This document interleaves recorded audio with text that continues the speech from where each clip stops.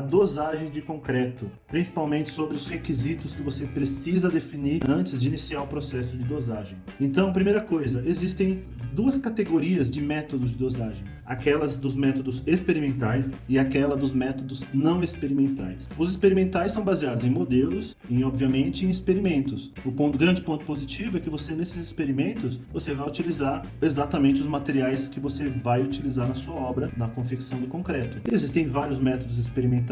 E o que a gente vai apresentar aqui nesse curso é o método IPT-PUSP, que agora está sendo chamado de método IBRACON, porque foi publicado no livro Materiais de Construção do IBRACON. Já os métodos não experimentais, eles são baseados em modelos também, mas em tabelas e fórmulas. Você não precisa fazer ensaios em laboratório com os seus materiais. A diferença entre os dois é que os métodos experimentais, eles são muito mais precisos, porque você vai utilizar os seus materiais de obra. Já os métodos não experimentais, eles têm uma precisão menor. Tanto que a NBR 6118, ela diz que para você utilizar método não experimental, a resistência do concreto tem que ser menor ou igual a 20, no máximo 20 MPa. O consumo de cimento tem que ser maior ou igual a 300 kg por metro cúbico. Então a gente recomenda que seja utilizado em obras de menor responsabilidade estrutural. O método que a gente vai apresentar aqui é o método da BCP, que é um método baseado no método americano da ACI.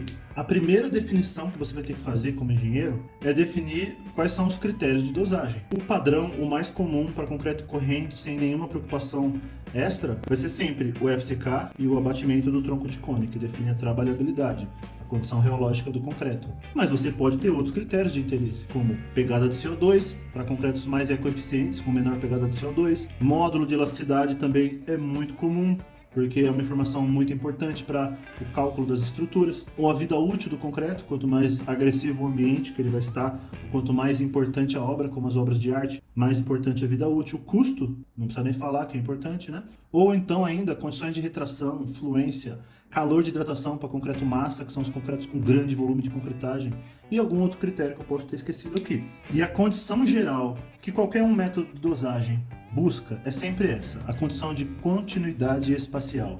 É o princípio inicial de qualquer que seja um método de dosagem. O que significa isso?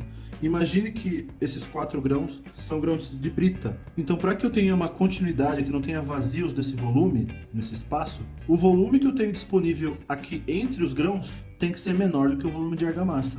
Ou seja, eu tenho que ter mais argamassa, que é a parte azul aqui, mais argamassa do que espaço vazio. Porque aí eu afasto um pouquinho cada um dos grãos e ele tem uma condição de movimentação com a argamassa funcionando como um fluido de movimentação.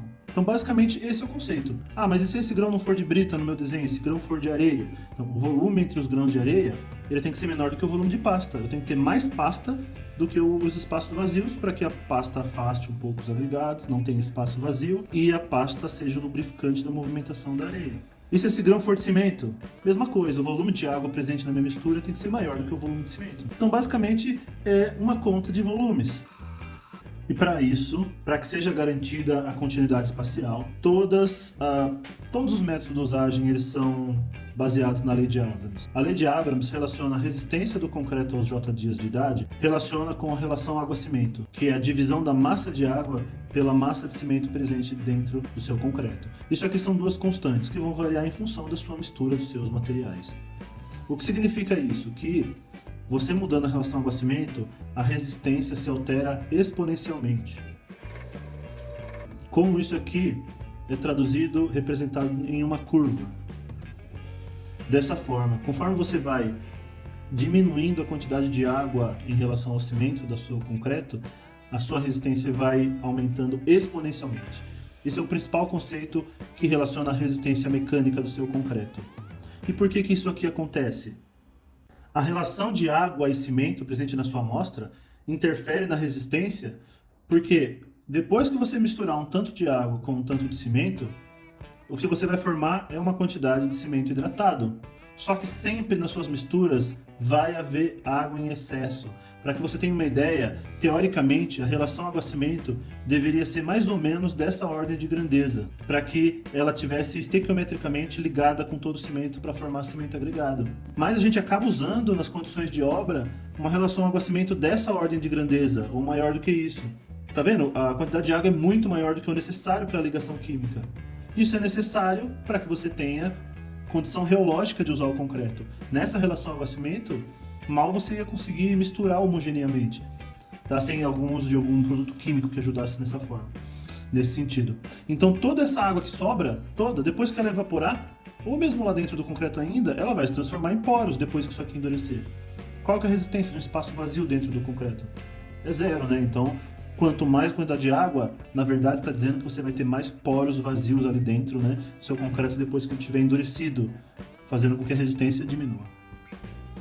Os métodos experimentais, eles são baseados, na maioria das vezes, na lei de Lise para refletir a trabalhabilidade do concreto, que é a sua condição reológica.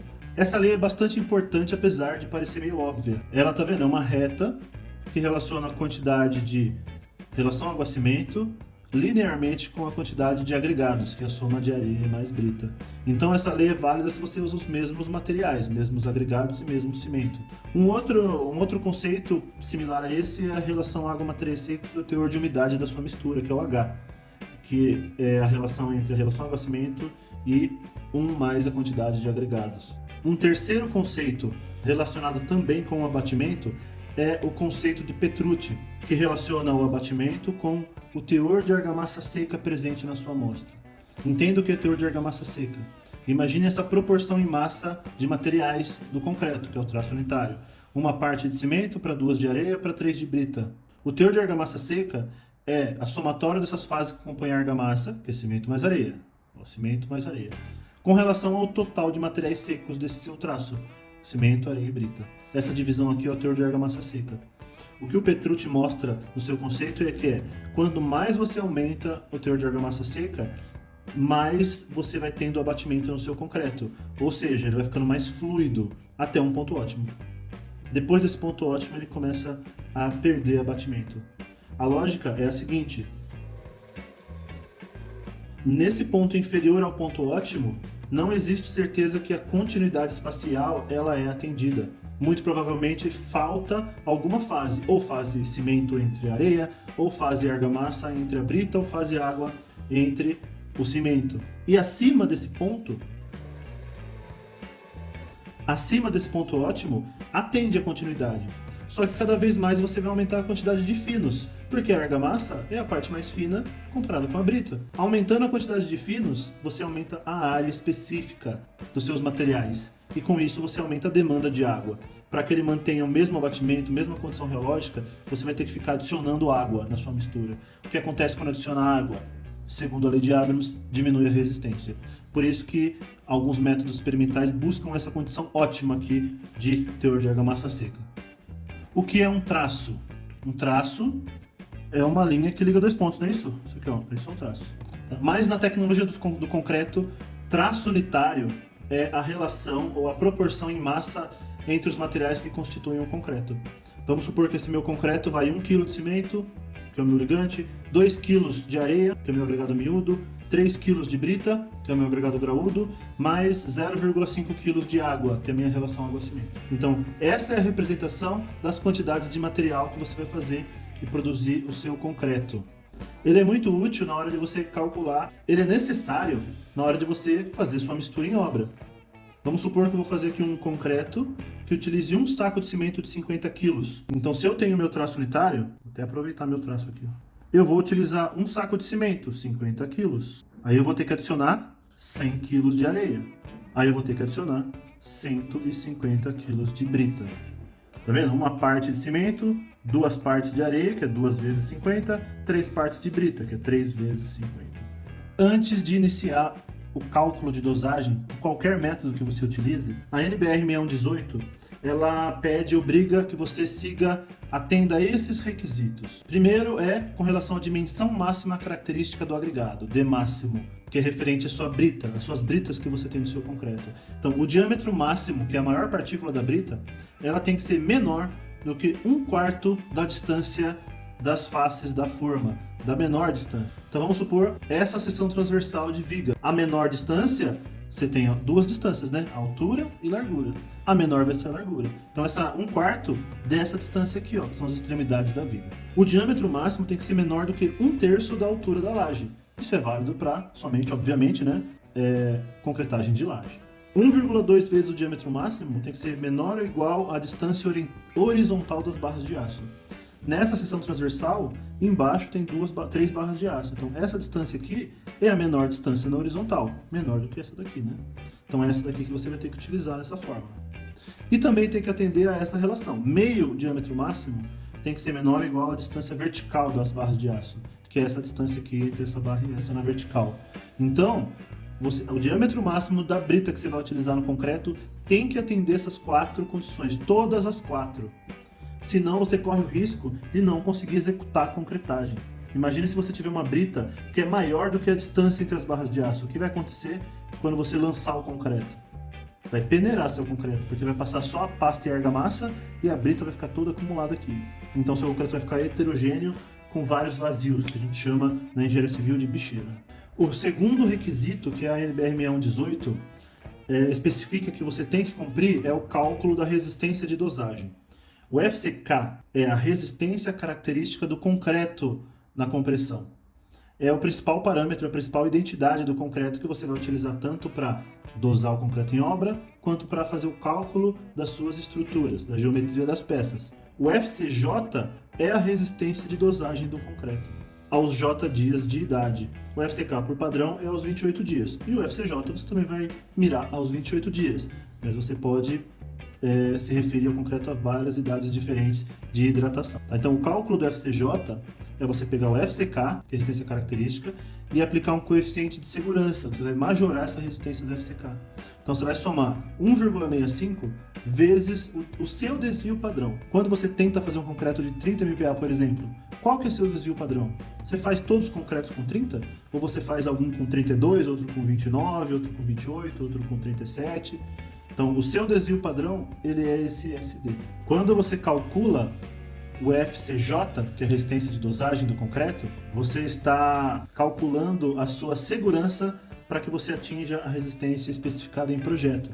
Imagine que você calculou o FCJ e moldou vários 100 corpos de prova. Então você vai ter essa distribuição aqui, ó, de resistência aos 28 dias. Então você vai ter uma resistência à compressão média, que a gente espera que seja o seu FCJ. Quando eu aplico o coeficiente de segurança, que é 1,65 vezes o seu desvio padrão, a partir do FCK, é mirando o seu FCJ, que a gente espera que seja a média de resistência dos seus concretos.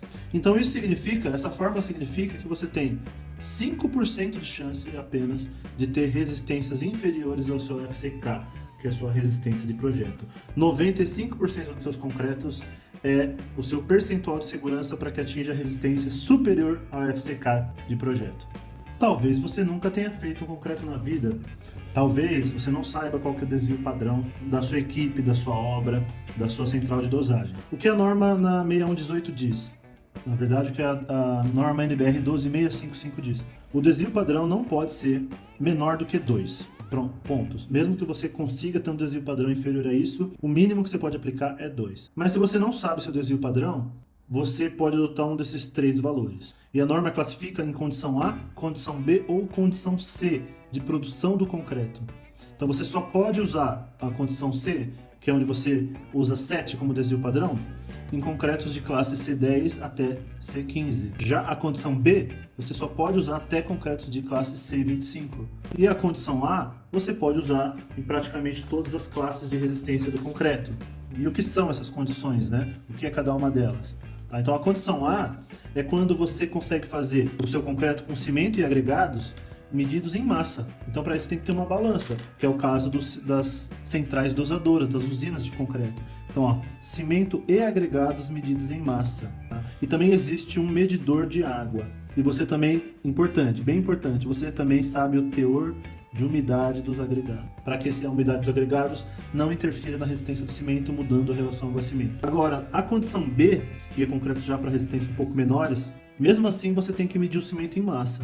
Mas você sabe que não precisa ter uma balança para medir o cimento em massa, né? Porque o cimento é vendido em massa, são sacos de ou 50 quilos, ou 40 quilos, ou 25 quilos. A água você mede em volume porque você não tem equipamento que meça massa na obra. E os agregados são medidos em massa combinada com volume para o concreto classe C25. Já o concreto, os outros concretos, né, menores do que isso, tudo pode ser medido em volume. Só que o que é importante, a umidade do seu agregado, né, da areia, que é o que interfere significativamente na relação água-cimento, ela tem que ser determinada. No mínimo, 3 vezes durante o processo de concretagem, para que não tenha variação de umidade durante o dia. Outra observação que você tem que medir, você tem que saber a curva de inchamento da sua areia. Porque já que você vai medir ela em volume, você tem que saber o quanto ela varia de volume, o quanto ela incha, aumenta de volume quando ela está úmida. Por último, a condição C, que é a condição de menor controle, que é concreto de resistência muito baixa, onde o cimento é em massas, porque ele já vem em massa mesmo, mas os agregados você pode medir em volume e você estima apenas a umidade dos agregados, você não precisa medir.